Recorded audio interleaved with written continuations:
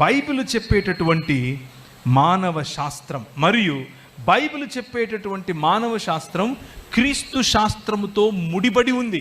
కారణం ఏమిటి అని అంటే క్రీస్తు 100% మనిషి, మానవుడు కాబట్టి. సో ఆయన మానవుడు, బాబా కాదు, ప్రవక్త కాదు. మన చాలామంది ముస్లిం సోదరులు నాతో మాట్లాడుతూ ఉంటారు, బాగా అక్షింతలు కూడా వేస్తారు నాకు. వాళ్ళు వేసే అక్షింతలు ఎందుకు అనంటే వారు ఊహించుకొని రాసుకున్నటువంటి వారి పుస్తకాలలో వారు ఊహించుకొని ఎవరో ఉన్నారు అని పేరు పెట్టుకున్నటువంటి వారి ప్రవక్త జీవితాన్ని నేను యేసుక్రీస్తు ప్రభువు యొక్క జీవితంతో పోల్చి చూపిస్తాను. కాబట్టి మన ప్రభు అయిన యేసుక్రీస్తు కేవలము ప్రవక్త కాదు. మన ప్రభు అయిన యేసుక్రీస్తు అబ్రహాముకు సమానము కాదు.